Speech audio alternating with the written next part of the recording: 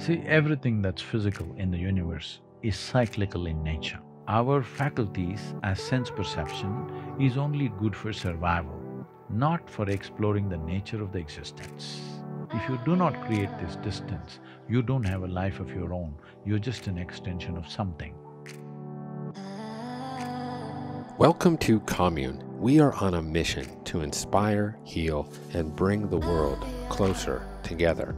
I suppose I've always had a very conventional sense of the notion of karma, and that my life then becomes a sort of cosmic retribution, if you will, due to these misdeeds and malfeasance. So I wonder if you could help me untangle that potential confusion.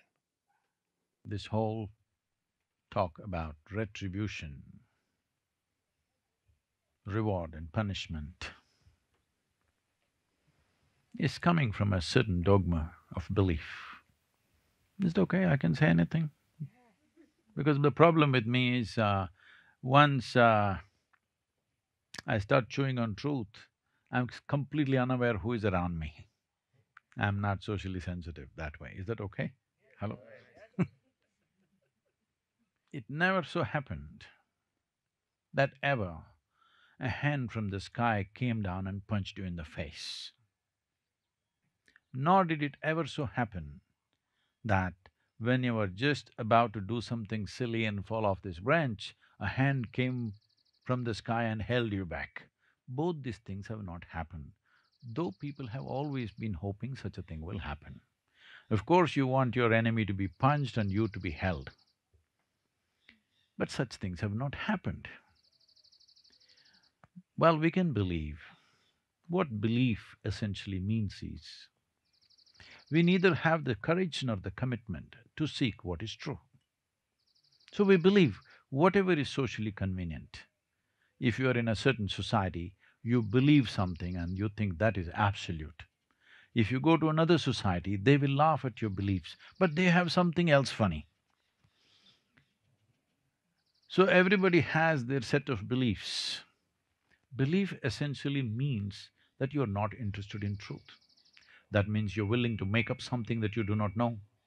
Somewhere there is not enough sincerity or courage to see what I do not know as I do not know. Because first of all, the value of I do not know has been completely tarnished and rubbished by people.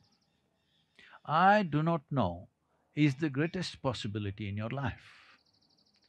Only when you see I do not know, the longing to know, the seeking to know, and the possibility of knowing becomes a reality. Whatever I don't know, I will believe. Well, you will sleep well tonight. That's the whole thing. So you must make up your mind, first of all, are you looking for solace or are you looking for a solution in this life? If you're looking for solace, just believe something, it'll work. You'll sleep well. If everything around you is… all the situations around you are doing well, you will live okay and die. Nothing wrong with it, it's just limited, that's all. There's nothing wrong. There's nothing wrong in eating, sleeping, reproducing and just dying one day. What's wrong with that? We are all here because somebody ate, slept and reproduced, that's why we're here, all right. So nothing wrong with it. It is just that it's limited. If something called the madness of seeking has come to you, then it won't work, that's all. If you're a sane person, socially correct, it's perfectly fine to believe something and be happy about it. What's wrong? Nothing wrong. So, beliefs and beliefs, various types of beliefs all over the world. I'm sure many of you have traveled around the world and you know how many sorts of beliefs are there. The important thing is just to know that if we work hard enough on you from your childhood, we can make you believe just about any damn thing in the universe. Hello? We need to rub you nicely from your childhood, That's the important thing. If we leave you free till you're 8, 10, then you're trouble. We must rub you down right from the beginning so that you will simply believe what your parents believed, their parents believed, their parents believed forever, okay? Because it gives you… it's a club. You can call it by many names, but it's actually a club. You all believe one thing, you're one club, they all believe something, they're another club. But at least the clubs don't wage wars. Maybe they'll have little social media tiffs. But these hardcore beliefs will lead to enormous amount of confrontations and conflicts in the world. Leaving that aside, about karma. Karma is not a concept that you or me can make up, because you need to understand this comes from a cultural dimension and a spiritual dimension where there is no belief system as such. Well, here and there people try to create some beliefs in small pockets, but overall there is no belief system. That's why Indians are eternally confused, because there is no one belief system. About everything there is an argument, all right? If there are 5 people, they have 10 opinions. Yes. So, this is because a culture that was steeped in spirituality today only largely retains only remnants of it, the jargon of it, not the fruit of it is not there, just the jargon is there. Not that it is not at all there, it is there, but not like how it used to be, where nearly at least 80 to 90% of the people were in some kind of spiritual practice just a few centuries ago. That is not there anymore. Because of that, lot of interpretations and misinterpretations happen. About retribution, the fundamental psychology of retribution comes from the simplistic idea of if you are a good guy, you're going to heaven, if you're a bad guy, you're going to hell. How many are going to heaven here? I want to know. Hello? You going? Good. But you must first check out what's there. There's no Wi-Fi, just telling you. So, in the previous generation, if you asked how many of you want to go to heaven, 90% would have raised their hand. All of you. Just one person raised, maybe there are a few more, maybe 10% will raise their hands in this generation. In the next generation, ask them how many of them want their life to be managed by heaven. Nobody, almost nobody, not even 1 or 2%. So essentially, in just a matter of 3, 4 generations, heaven is collapsing. But why is it collapsing? What is happening? Why should we go to heaven or not go to heaven? Heaven or hell, both I'm saying, I don't want to say both of them every time, so I'm just saying heaven, both. Either you fall here or there, there's just a wall between the two. If you're a good guy, you fall this way, if you're a bad guy, you fall that way. I don't know where the girls go, nobody spoke about it. Always the talk is about good guys fall this way, bad guys fall that way. Where do the girls go? Nowhere has it been spoken, because it's like this. What is in heaven? In the Hindu heaven, food is very good. If you're a foodie, you must go to Hindu heaven. If you go to another heaven, there are white-gowned ladies floating around in the sky, in the clouds. You like that kind of ambience, you can go there. If you go to another kind of heaven, you will be confronted with virgin problems. But what does it take to go there? This happened in Alabama. Anybody from Alabama? Because before I crack a joke, I'm just making sure that I'm okay. Because except in their shower, everywhere else they pack a gun out there. So this is a Sunday school. The Sunday school teacher is going full fire. The audience are not like you, all tiny tots. Catch them young policy. So he's going full fire. In his rhetoric, he stopped and said, "What do you have to do to go to heaven?" Little Mary in the first row said, "If I scrub the church floor every Sunday morning, I will go to heaven." Absolutely, it's a needed chore. Another little girl stood up and said, "If I share 50% of my pocket money with my less privileged friend, I will go to heaven." Correct. Little Tommy in the back bench stood up and said, "You got to die first." That is a qualification. Hello? You got to die first. When you die, usually, depending on your culture, either we will bury you or burn you or feed you to the birds. Different cultures do different things, or throw you in the ocean.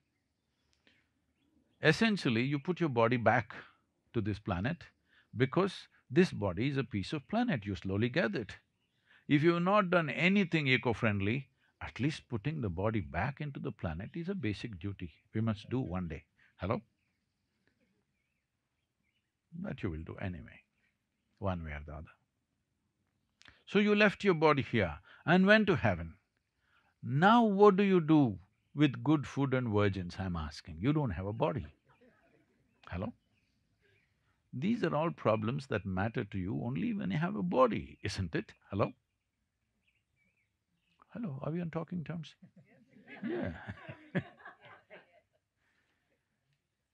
Now, these kind of things have been on for a long time, let's keep them aside. So this retribution, it never happened to you, all right? Maybe somebody who was your friend turned against you and did some poking, or somebody else on the street did some poking, or some other force in this society. Never from the sky retribution came and hit you. Well, even if you're hit by the lightning, you know it's just lightning, it could hit anybody, all right? Just now, before I left India about 4 weeks ago, 23 elephants got burnt up in a lightning strike. This is the first time such a thing has happened. 23 elephants in one place, they were close together in a herd, lightning strike, all 23 got fried.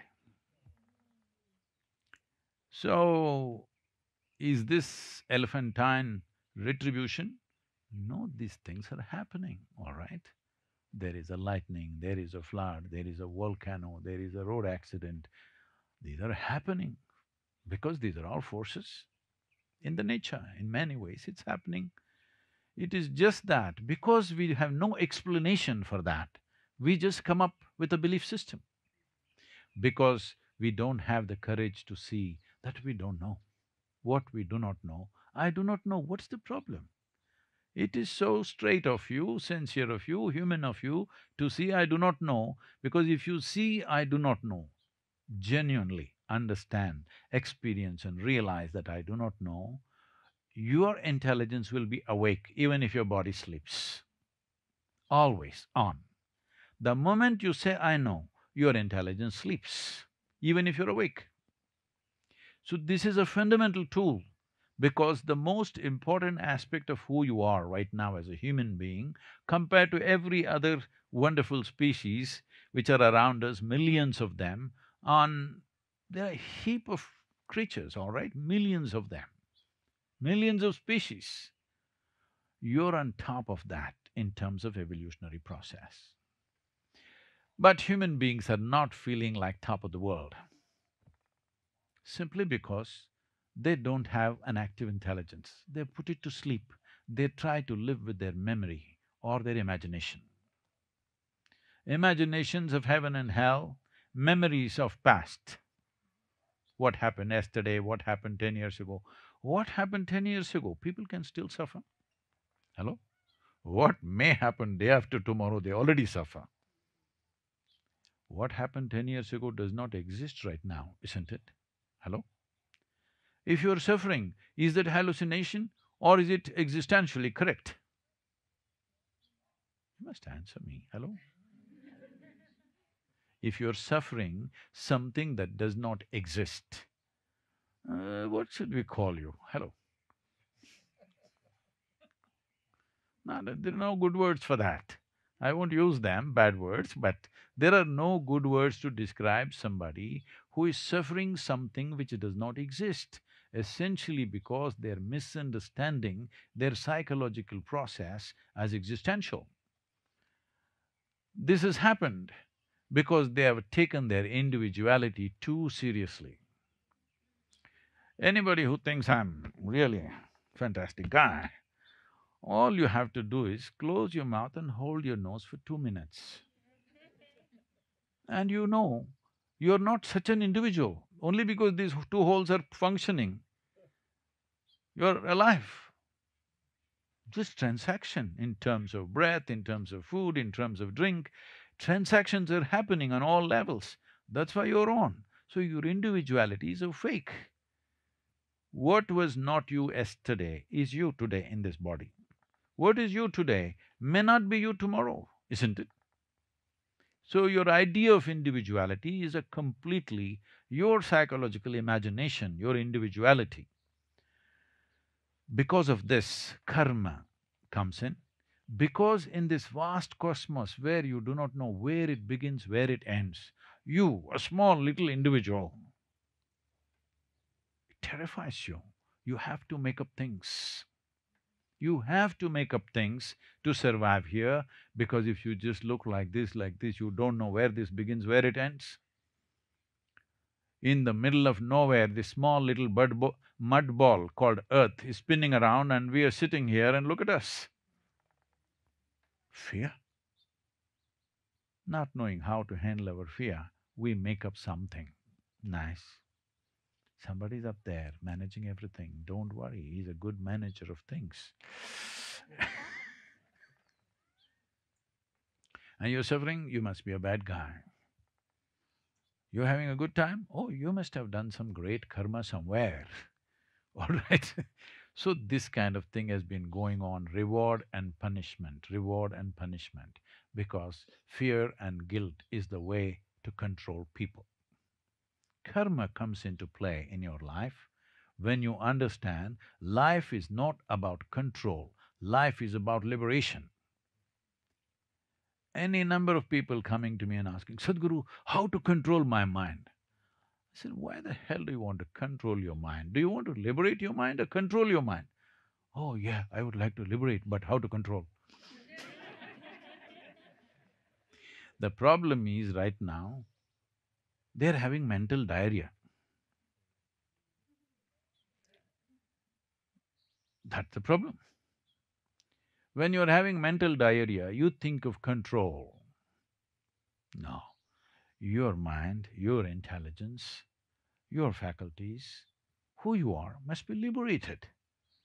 Boundaries should be broken, not set. Control means to set boundaries. To liberate means to break boundaries. See, look at yourself, whoever you are right now, whoever you may be, whatever you may be, you would like to be something more. Hello? Yes or no? Let's say that something more happens right now. What? What? Something more? That happened right now. What? Something more. We can go on like this. Let's say, what's your name? Elizabeth. Oh, it's a right name also. Let's say we made you the queen of this planet. Hey, don't look at me hopefully. I will not commit such blunder. Let's say we made you the queen of this planet. Are you fulfilled and there? No, you will want the moon, of course. If we give you the moon, the solar system, just a small one. The moment you're the queen of solar system, you will look at the rest of the galaxy. We gave you one galaxy, will you close there? No. So there is something within you which wants to expand, doesn't like it, doesn't like boundaries. Wherever you set the boundary, it wants to be something more and something more and something more. You're not looking for more, you're looking for all. Something within you is longing to become boundless, but right now trapped within physical limitations. What karma means is the basis of your physicality. See, right now you have a physical body. This physical body has taken this human form Whatever you may eat, let's say you ate only worms for the next 5 years, do you think you'll become a bird? Hello? I'm asking you. No. You do what you want. There is memory here that it will not get confused. It knows this is a human being. Do whatever you want. This will only take human form because there is a software you cannot remove. This is karma. This is evolutionary memory. Next, there is genetic memory. You may not remember, I can pick on you. I'm picking on you because you're in the front row, okay? Uh, let us say 500 years ago, how your great-great-great-great-grandmother looked, you do not know, but her nose is sitting on your face. How your forefathers looked 1 million years ago, you do not know, but even the skin tone, your body remembers. So there's enormous amount of evolutionary and genetic memory. Over that comes karmic memory. Like this, there are 8 dimensions of memory. I will not go into all that, that's a humongous aspect. So, now all these memories put together, here sits Elizabeth. When she says, I am Elizabeth, it is an amalgamation of all these unimaginable levels of memory. Every cell in your body carries this. When I say every cell in your body carries this, what I'm saying is every cell in your body carries more memory than your entire brain can ever imagine, trillion of times more. After all, see, your parents, not just yours, all of ours, our parents were so stingy, they gave us only one cell each. Huh?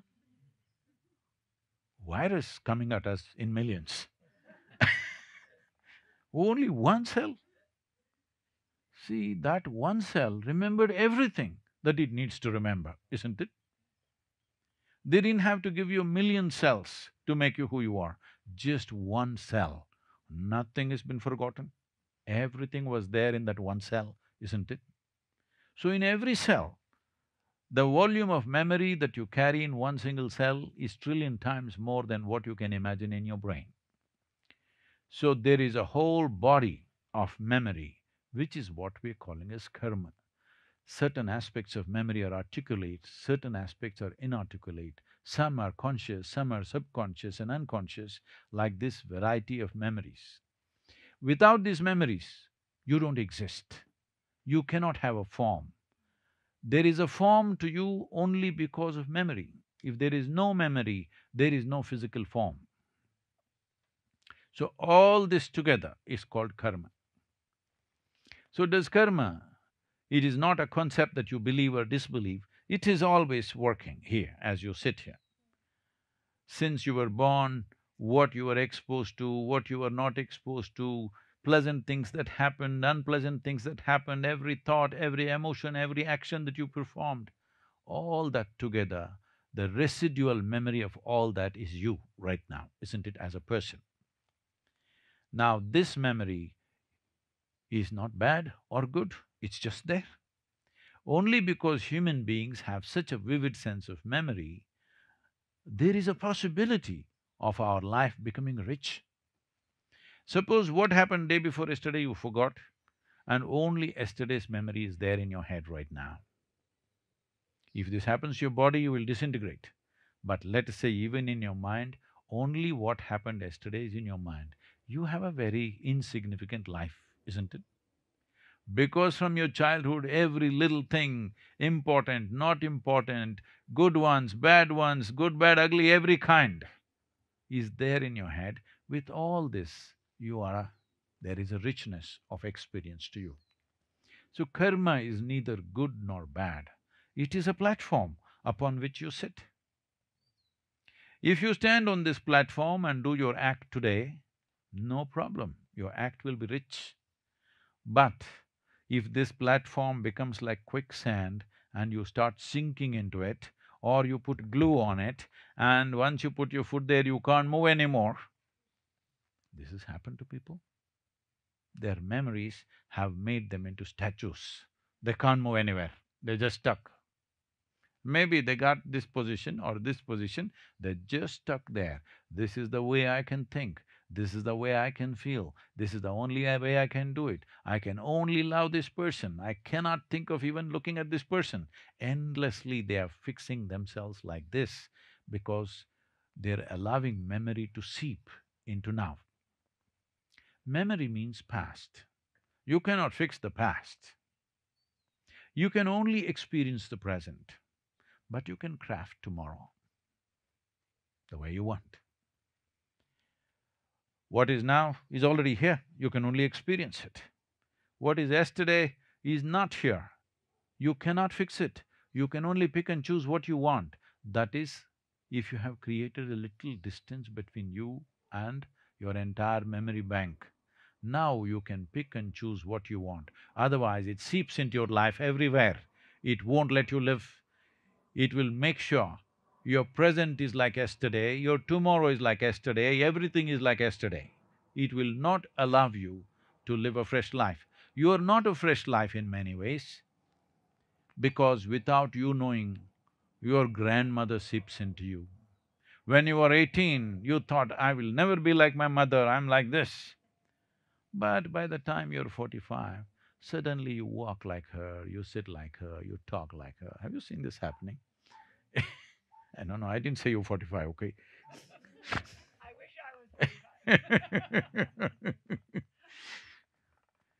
So, because your mother, your grandmother, your grandfather seeps into your life, they try to live.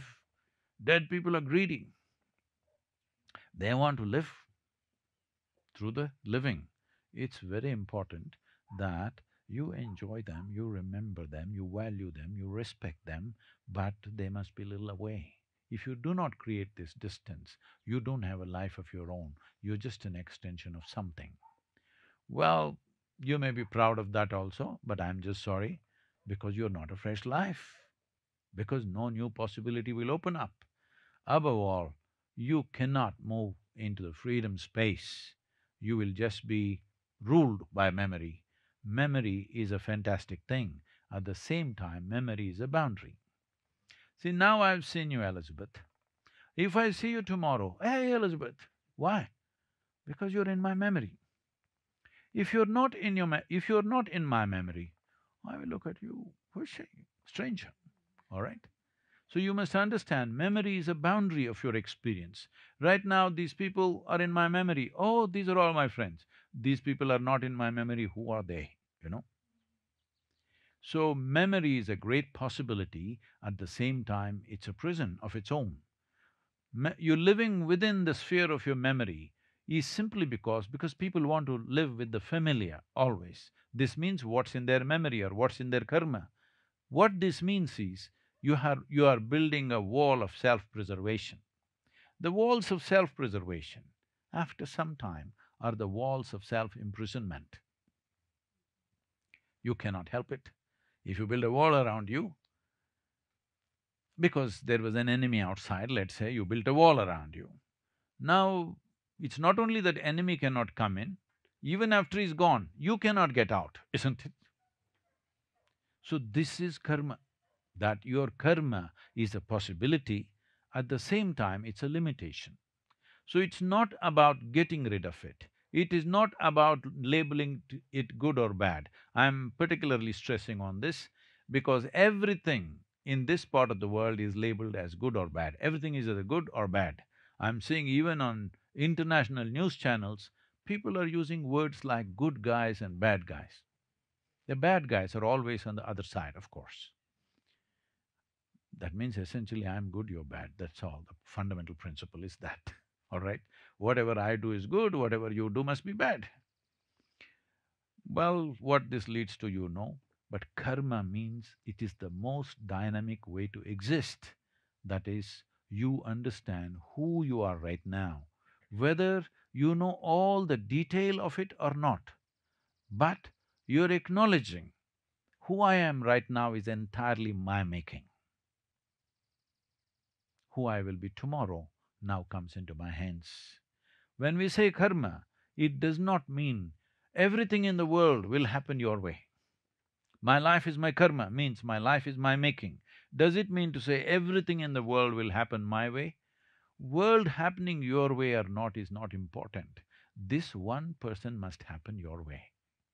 If this one person happened your way, you are a fantastic being. If you were happening exactly the way you want, would you keep yourself blissful or miserable? Hello, hello, you must answer this question. Blissful. Whatever you may want for your neighbor, at least what you want for yourself is highest level of pleasantness, isn't it? The only problem is you are not happening the way you want because somewhere you have attributed yourself to something else.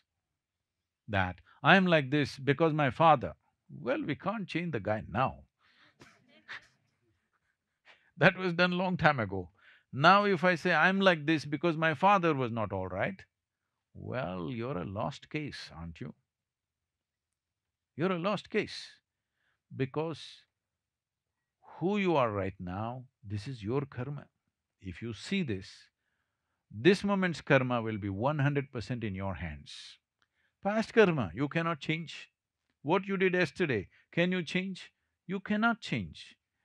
This wanting to change comes because you're looking at something that is dead. See, among dead people, you don't say, oh, this is a good guy, this is a bad guy. Whoever dies, you… Hello, this much culture everywhere there is in the world, except a few people who do terrible things even to the dead bodies. There are few people like that. Otherwise, generally in every culture, irrespective of what religion, culture, whatever it is, when somebody is dead, because he's not a good guy or a bad guy, he's just there, no trouble, isn't it? So, this problem of labeling everything as good or bad is coming from the fundamental aspect like this, because we perceive everything partially. See, right now if you see this part of my hand, you cannot see this part of my hand. This is the nature of your perception. What you see, what you hear, what you smell, what you taste, everything is in parts. You never grasp the whole thing. Because of this, you perceive everything in parts. Once you perceive things in parts, see, light is good, darkness is bad. No, no, whole lot of creatures won't agree. Maybe even the Los Angeles society won't agree. Yes. There is more life… I'm not talking about your city, I'm talking about the world, okay? In terms of various species, there is more life alive in the night than in the day. The forest comes alive in the nights.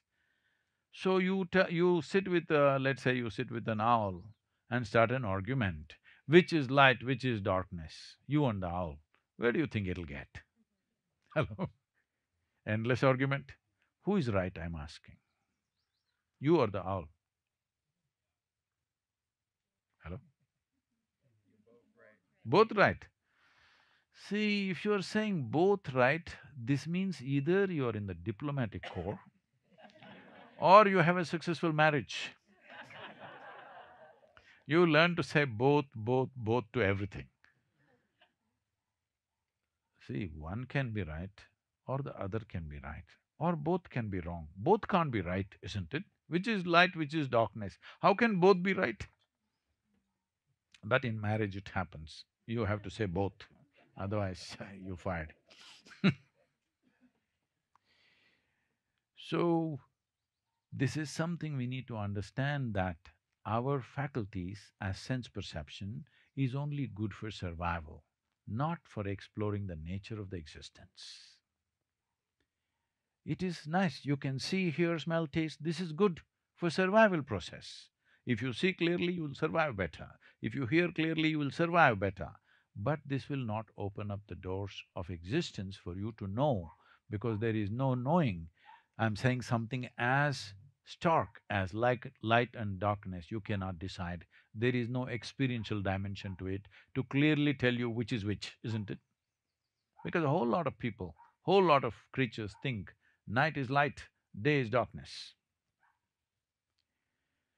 So that is how limited sense perception is, because sense perception is attuned for your survival.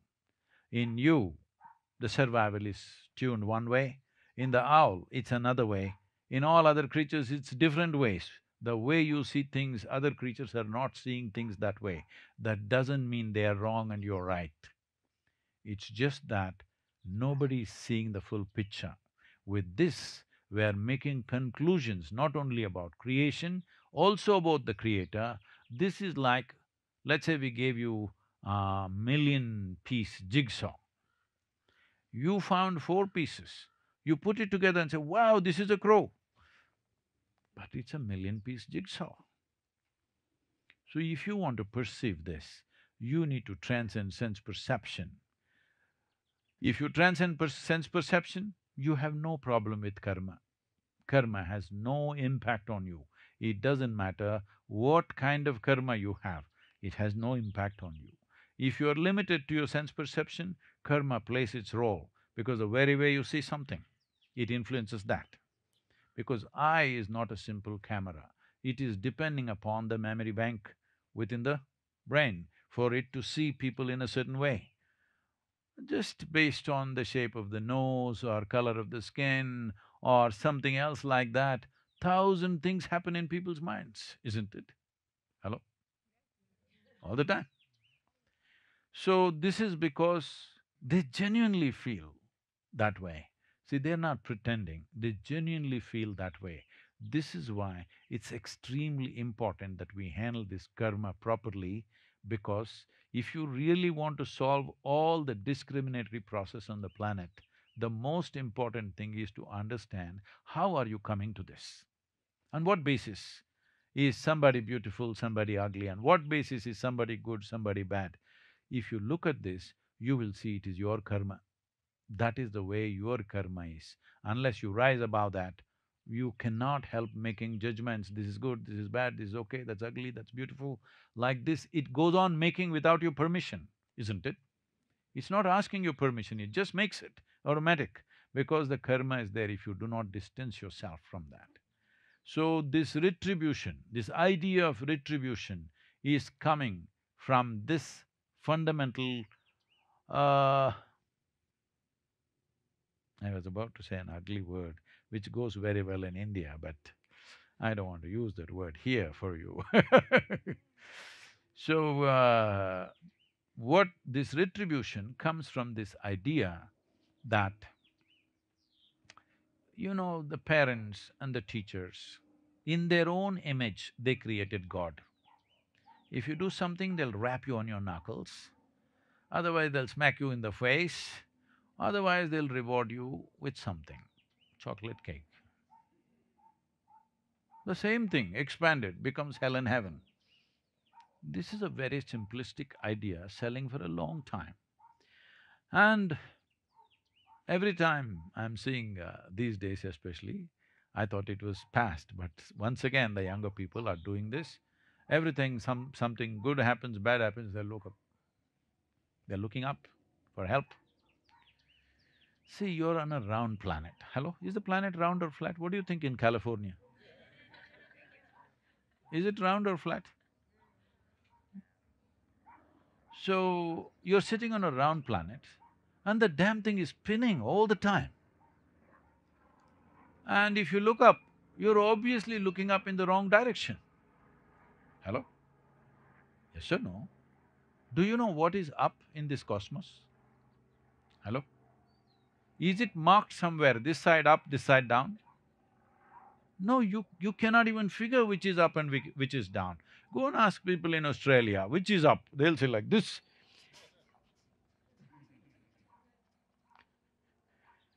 So, you do not even know what is up and what is down, but you're so knowledgeable about what is up there. This is dangerous. So, karma means you are the maker of your life.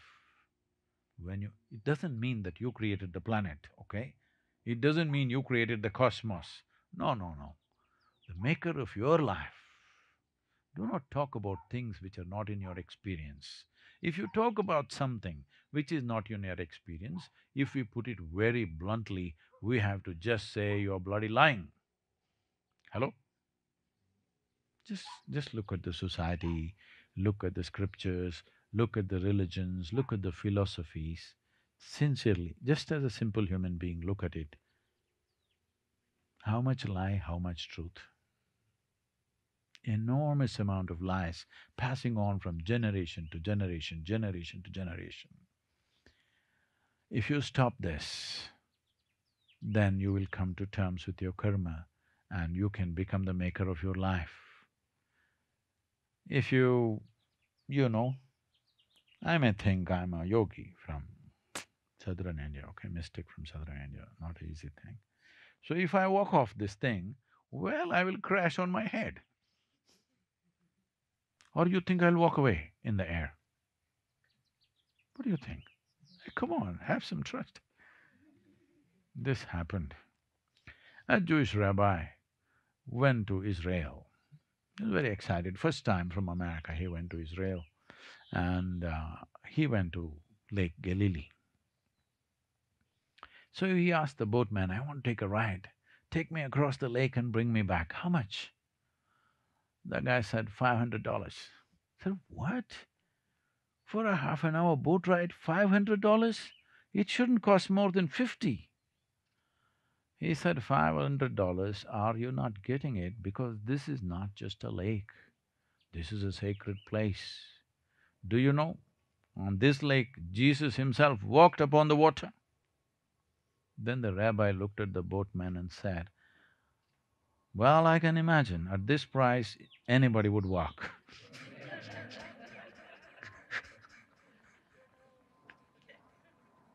Please, if you have a question.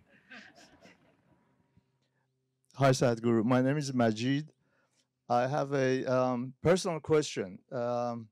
When the COVID came about, I felt that it was a pause for me from, as you said, as a human being, I was always doing and there was in a rat race. And I thought it was a pause for me to really become a being.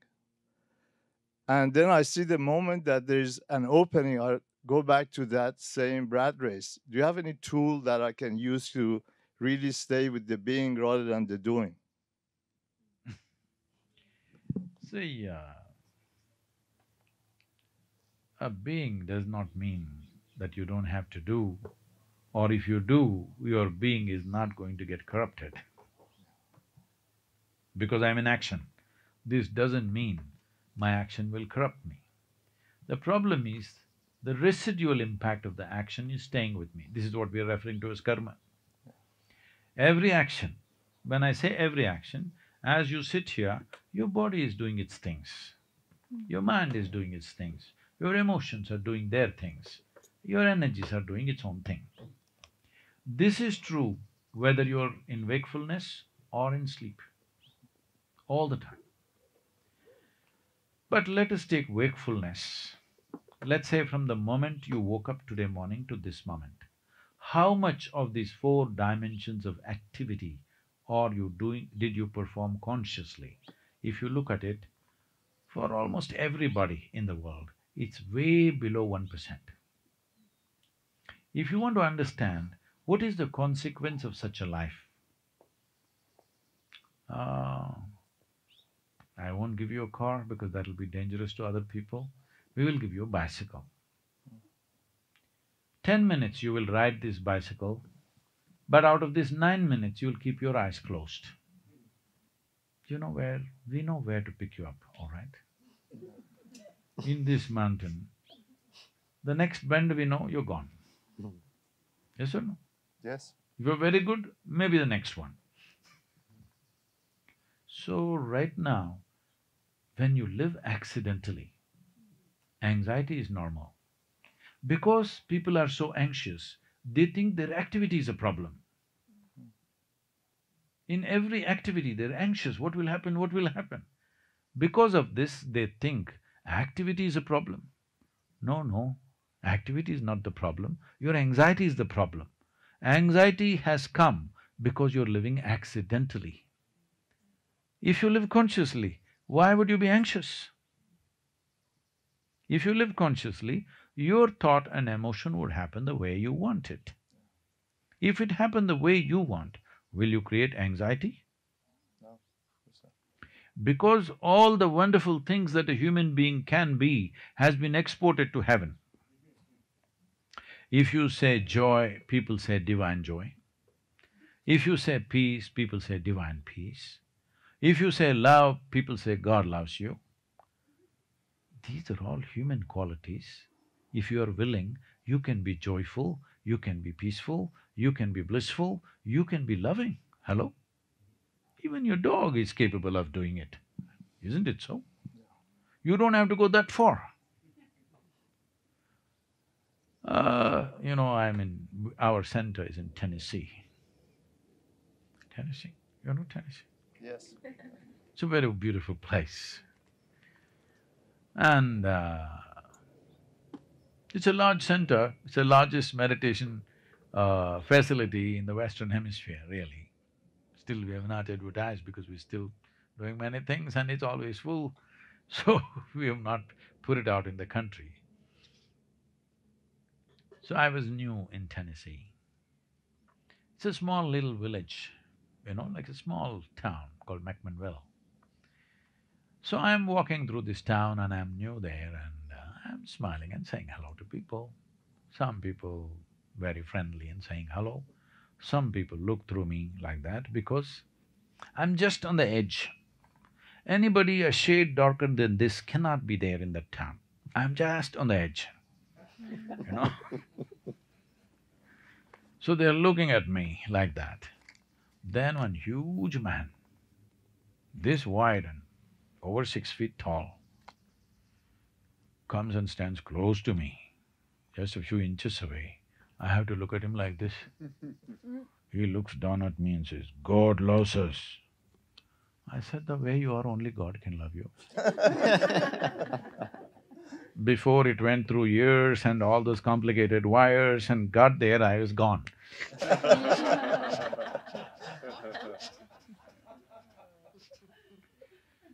So I'm saying God loves you means nothing.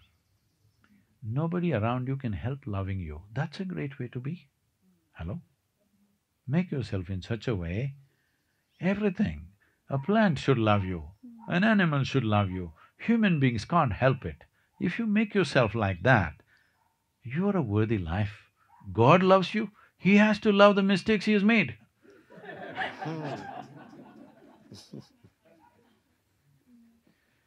So, being is not against you doing.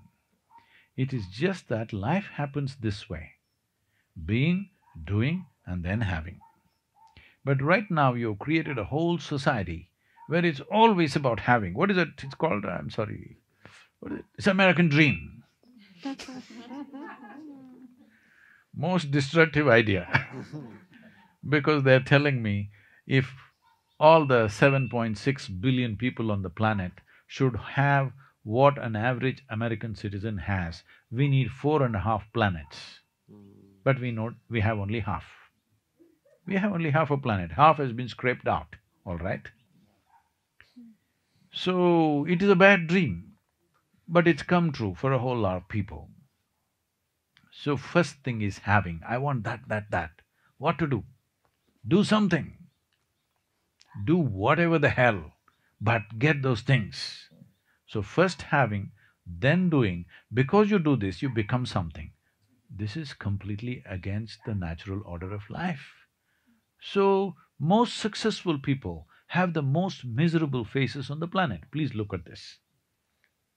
I was, I've been regularly there at the World Economic Forum. In 2008, when I was there was a little bit of a market fall and there was a kind of a minor depression in the market. These are all about 1,200 people. Everybody is a multi-billionaire, all right? That year, they were all a little few billions less than what they were 3 months ago. There was a huge depression. So they asked me to handle a session called recession and depression. I said, see, recession is bad enough. Now you're depressed. But now what is the choice we have? See, if the economy booms, if all of you guys multiply your billions and economy booms, we are damned. If the economy goes into recession, you're depressed. I prefer that you're depressed rather than all of us being damned. Yes, I'm telling you, if everybody… See, fortunately 50% of the world's population is lazy. And they're the ones who are saving the world. Yes, if everybody used all their talent and intelligence and activity and everything, they became full-on busy, the world is finished in the next 10, 15 years' time. 50% of the population is lazy and they are saving the world. And it's such a shame that it's not human intelligence which saves this world, it's not human love which saves this world, it's not human sense which saves this world, it's human lethargy which saves the world. That's not nice, isn't it? But that's a reality right now. So don't think being means not doing. Establish your way of being and do whatever is needed in the world. What you get to have will get to have. Don't put what you want first and then start doing things. This has become the norm, unfortunately, in this part of the world, for which everybody is going to pay a price. Thank you. Am I being too abrasive? You okay for one more question? Yes, please. Yeah, anybody?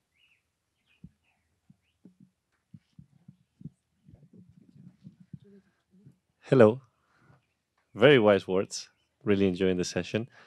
I just want to ask you for one recommendation on what to do with those that we love around us that have become depressed, that they don't want any help, but you still care enough to want to help, and they're not letting them get helped.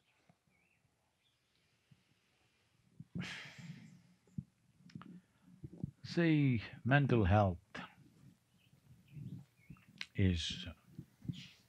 as a problem, is going into a proportion that we have not imagined before. The number of people getting mentally ill is unfortunately too high.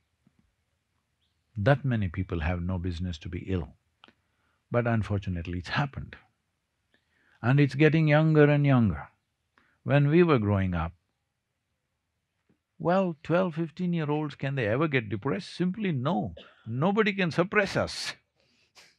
But now, school children are depressed. I'm telling you, in the year 2018, because we ran a campaign in 2018 about this, and we touched 46,000 schools to teach them simple ways to achieve some sense of mental health. That year, I think the previous year, 2017, 18,600 children below 18 years of age in India committed suicide. Out of this, 6,100 are below 15 years of age. That means between 10 and 15 years of age, a child is wanting to take his own life or her own life. This is a time when you're supposed to be exuberant and alive, all right? A 10-year-old child wants to kill himself or herself, what does this mean? We're doing something fundamentally wrong, isn't it? Hello? We're doing something fundamentally wrong. What is that wrong thing?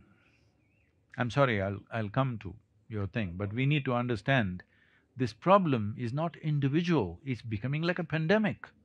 The WHO is predicting there's going to be a mental health pandemic and there is going to be a suicide pandemic. Because suicide is shocking and it's in your face, but somebody is suffering within themselves, they can ignore, they'll go home and suffer, what's our problem? But it is potential. When suffering becomes beyond bearable, they'll want to take their life, it's better to die than be like this. This will naturally come when suffering becomes so much. And we have eulogized suffering, that is also there. In the name of philosophies, in the name of religions, in the name of ideologies, we've eulogized suffering. We think suffering makes you profound. Well, if you have a miserable face, does it mean to say you're profound? Unfortunately, this has been so in the world, this image has been created. So there are many, many, many aspects, I don't want to go into all that. How do we help them?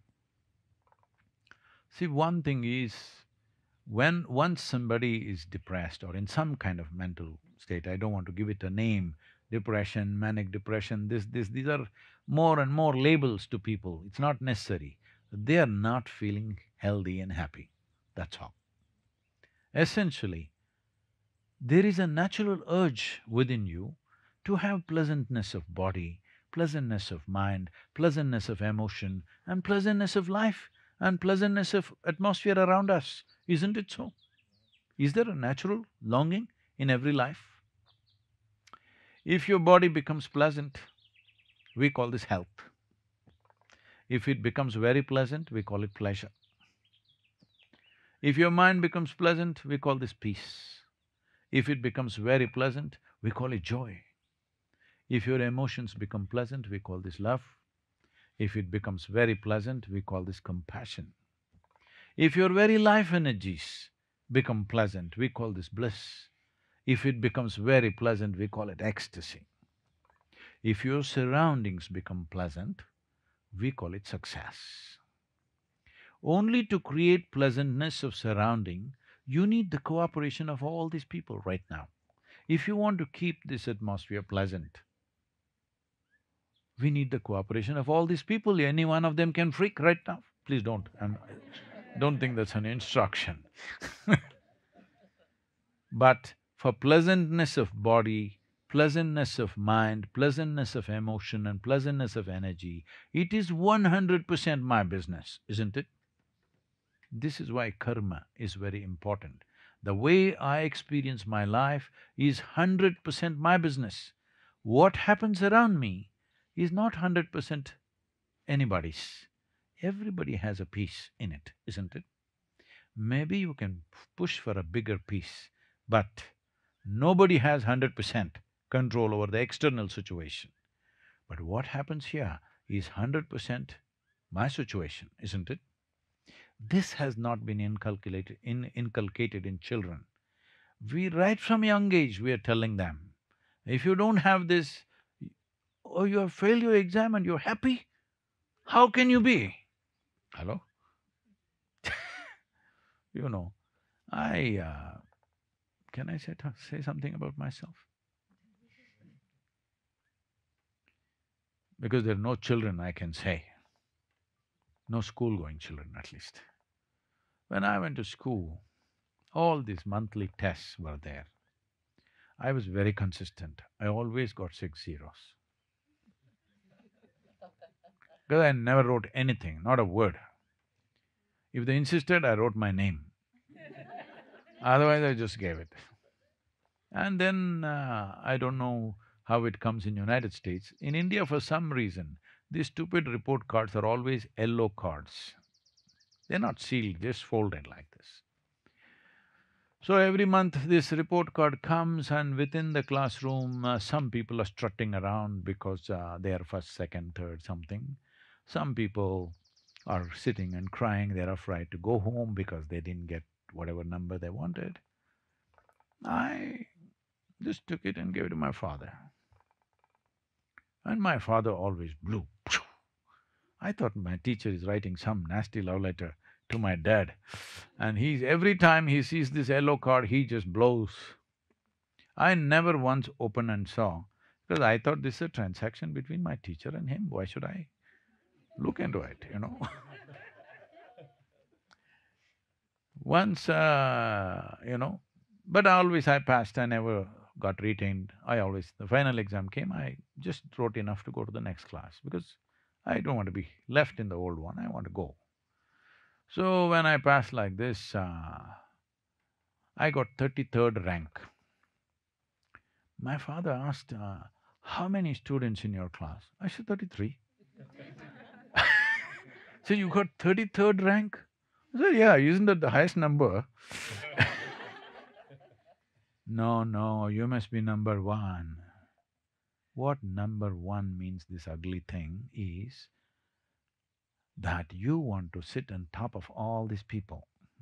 You're teaching children from day one that everybody should be below you always. What you enjoy is not your success. What you enjoy is other people's failure. This is sickness. You're setting forth sickness from the very beginning. From the very beginning. Don't be surprised that so many children are becoming mentally ill. This is a fundamental. There are many, many other aspects in the society, and that continues everywhere. If your car is little shinier than my car, I'm supposed to feel depressed. This is marketing. In India, they're advertising, neighbors envy, television set, neighbors envy. That's why you buy it. I met a very doyen of Indian automobile industry, and he's a wonderful man. He's managing one of the largest companies in the world. And he's passionately involved with flying and automobiles, racing and everything. So we met, he came to the yoga center and everybody thought we were going to talk spirituality, but we are talking engines, we're talking airplanes, both of us are helicopter pilots, we're discussing, all these people are sitting and watching. We want some spirituality, but no, engine is very spiritual if you do it, tune it right. So this was going on, and then I said, see, I read all the automobile advertisements that come in the newspaper and magazines. I'm not planning to buy any of them, but I'm interested in machines. Anything that works, whether it's human body or machine, if it works, I'm interested. Then I said, what's happened? You're such a passionate automobile person, internal combustion engine has ruled our lives since we were 10, 12 years of age. Now, I know you're all Tesla people. Uh, uh, but I said, when I look at your advertisements, they're talking about the leather, they're talking about the wooden paneling, they're talking about the stereo. What is it that you're selling, a car or a sitting room? Sadhguru, who wants to buy a car? They just want to buy paintwork. He's saying it's frustrating because nobody appreciates a good machine for what it is, because they're not buying it for driving pleasure. They're buying it because they want their neighbor to burn his own soup. You think this is healthy? You think you will not be depressed like this? You should be, isn't it? Because it's such an unhealthy trend which is brought into our schools, which has endured into every aspect of our life. This is just one aspect. It's because this one thing if you remove, believe me, half the people won't be sick. So somebody is already there, what to do? See, there is no one magic wand. There isn't, unfortunately. The problem with mental, it's the physical ailment means you can clearly see, you can put an X-ray, MRI, we can see what's wrong, what's wrong. With the mental thing, you don't know when they're really sick, when they're acting up, when they're what, you can't make out. So many thousands of people that we have tried to help, and we have brought many people out of depressions and other kinds of ailments, but that takes long committed approach. There is no quick magic wand. One simple thing is, if they are taking already on medication, get to a nice kind of combo of medication which makes them reasonably free and they can think a little better. If that happens, there are practices with which we can change your chemistry. Maybe 3 months, 6 months in a dedicated way, if they approach it, we can change their chemistry from within, and slowly we can wean them off the medicines or the drugs that they're taking. It is possible, but in many cases, there is some pathological element which is very difficult to handle. It's simply… it goes out of hand whichever way you try to do it. So, there is no one magic wand, but if you have children, If you bring… I'm even afraid to use the word yoga in Los Angeles because it scares me what's happening. Uh, huh? Well, it's being done like a physical thing, all right? I have not seen too many, I've been into one or two, and see, yoga means union. It is a device for you to obliterate the boundaries of your individual nature so that you can experience life beyond your physical boundaries. When you make such a science into simply an exercise regimen, well, if I give you an airplane, but you don't know this is a flying machine, you want to bring it here, you know, these two ugly things is going to hit your trees and lampposts and everything. So you cut off these two things and drive it home and think it's a great car or a bus. Yes, it is, but somebody who knows what it means to fly looks at an airplane with chopped off wings, he will cry. That's how I feel.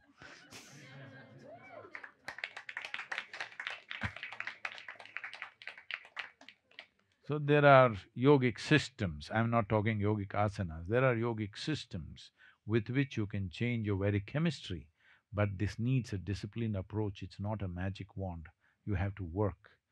So if there is a person like that, and obviously that person will have somebody, at least usually, unless they've crossed all boundaries, somebody that they reasonably trust and listen to, that somebody should come with that person and willing to spend 3 months, 6 months working, then it's possible, not absolutely so, it is possible. My name is Rose. How wonderful. I'm a practitioner of Chinese medicine, and we talk about cycles of Jing, or I guess they're kind of phases of consciousness or life stages. For women, it's more like 7 years, and men usually 8. And I'm curious, in talking about karma and transforming our patterns, or transforming, in the hope of transforming our karma, do you have a sense of whether that has a longer arc of the memory, as you talked about, being transformed? See, everything that's physical in the universe is cyclical in nature. If you take an atom, something is cyclical. If you take the entire cosmos, something is cyclical. Solar system, cyclical. Our own bodies, cyclical. So what is the cycle, fundamental cycle of our human body? Well, because they are making faces at me that I'm not living in time, so I will make this simple, but some part of it I think is addressed in the book. I don't know to what extent because I have not read the book. It's some time ago since I finished the book. So, the shortest cycle that can happen in human body is the lunar cycle, 28 days, which is the basis of our birth. Only because our mother's bodies, physiologically, our mother's bodies were in sync with the cycles of the moon, we are here today, otherwise we wouldn't be here today. So that is the shortest cycle.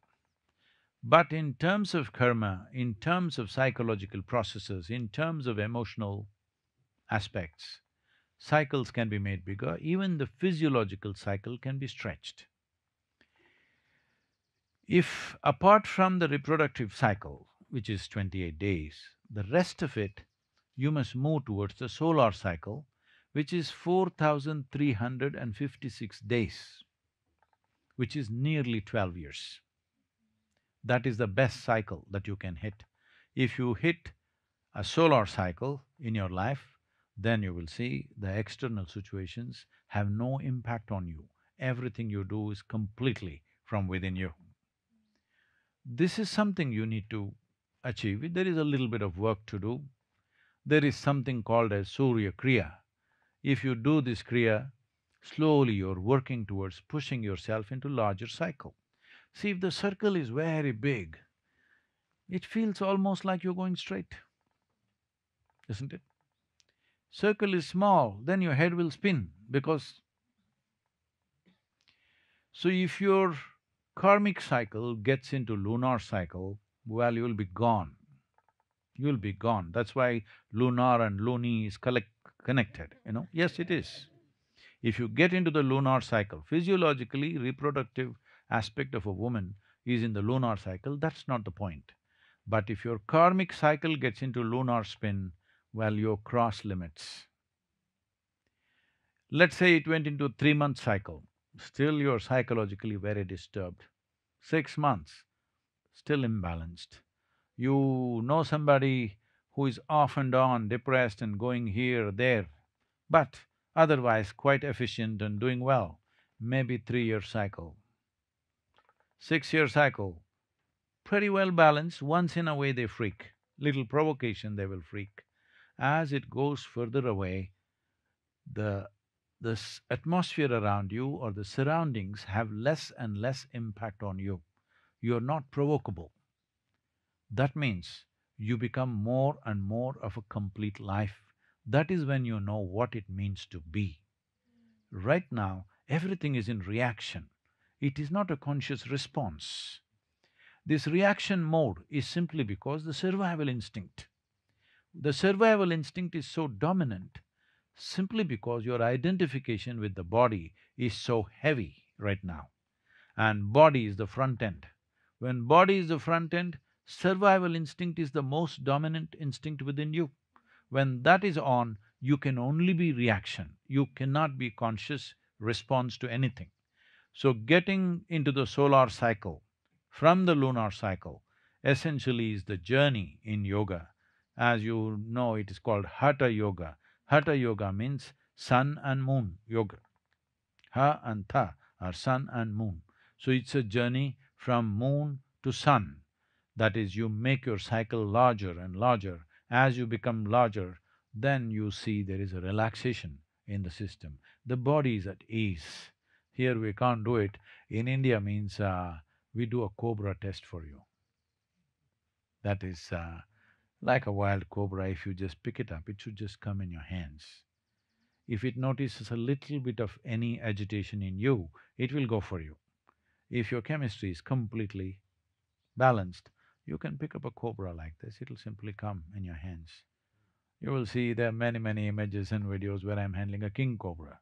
King cobra has enough venom to kill an elephant. If it bites you in the body, 6 to 8 minutes is all you have. It's a lot of time. So, this Cobra Test is very simple. You go pick up the cobra, it should come undisturbed in your hands. This is why wherever there is a yogi, there is a cobra. You have seen Adi Yogi has a cobra around him. This is a way of saying that he is in such a state, even if he keeps the cobra here, it never bites him because the cobra is at ease, because his chemistry is absolutely balance, above all balance.